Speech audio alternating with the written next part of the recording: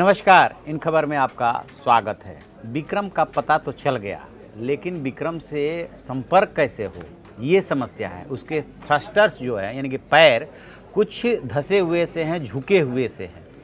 अब ये समस्या आ रही है कि उसको खड़ा कैसे किया जाए, और खड़ा करने के बाद ऑर्बिटर पिक तो ले रहा है, लेकिन न तो ग्राउंड से और न ही ऑर्बिटर से उसका कांटेक्ट नहीं हो पा रहा है। अब कुल 11 दिन अब अपने पास है। 11 दिन से मतलब कि पृथ्वी के 14 दिन चंद्रमा के एक दिन के बराबर होता है। 3 दिन निकल चुके हैं, 11 दिन बचे हुए हैं।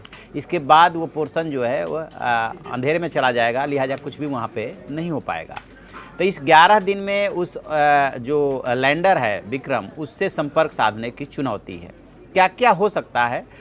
इसरो ने जो लेटेस्ट ट्वीट किया है उसमें ये जानकारी दी है कि उसके बारे में पता तो चल गया है और उससे संपर्क साधने की कोशिश की जा रही है, लेकिन इससे आगे कुछ भी नहीं बता पा रहा है इसरो भी।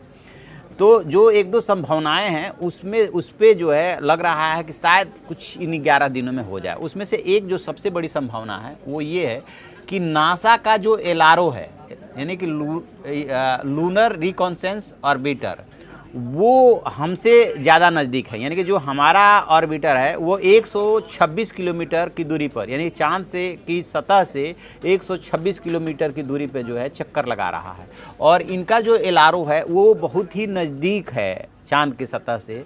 तो उसके जो कैमरे वगैरह रिजोल्यूशन वगैरह है वो भी उसका अच्छा है और चांद की सतह से के काफ़ी नज़दीक भी है।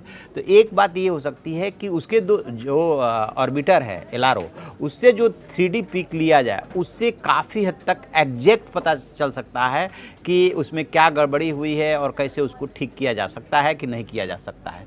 इसी संभावना पे बात चल रही है कि क्या इसरो नासा की मदद लेगा, एक बात। और ऐसा नहीं है कि इस पूरा जो देसी प्रोजेक्ट है, इसको देसी प्रोजेक्ट में जानबूझ के कह रहा हूँ क्योंकि इसमें स्वदेशी तकनीक का इस्तेमाल किया गया है। इसमें भी इस LRO की थोड़ी सी मदद ली गई थी।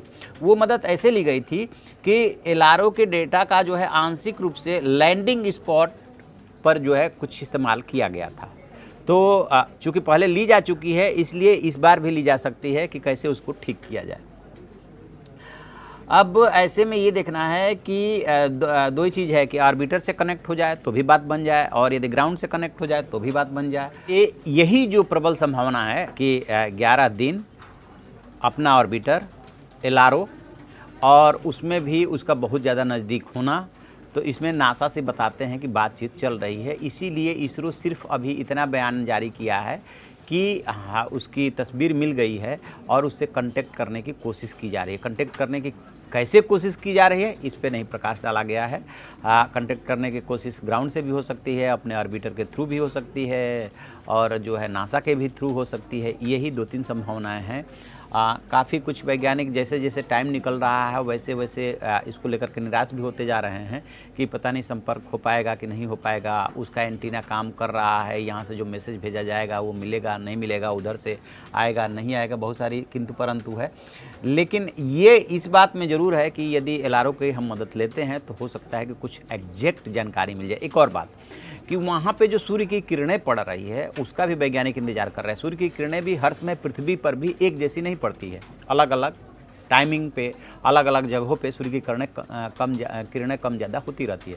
ठीक उसी तरह से चंद्रमा पे भी है। तो एक बात ये भी हो रही है कब उसका ऐसी तस्वीर ली जाए जिस समय उसका जो लैंडर है, लैंडर पे ज़्यादा सूर्य की रोशनी हो, यानी कि उस एंगल पे जब आए तब यदि वो पिक मिले तो और एग्जैक्ट पता चले कि क्या उसकी स्थिति है। बस इतना अभी पता चला है कि जो थ्रस्टर्स हैं यानी कि जो उसके पैर हैं वो झुके हुए एक तरफ झुक गया है, बाकी जो पिक में है वो खड़ा हुआ सा दिख रहा है। जो अपना रोवर है यानी कि प्रज्ञान है वो उसके अंदर है।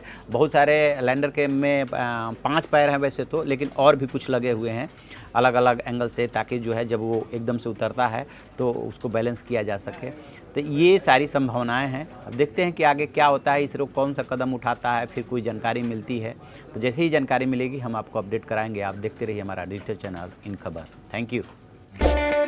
इन खबर चैनल को सब्सक्राइब करें और बेल आइकन दबाना ना भूलें।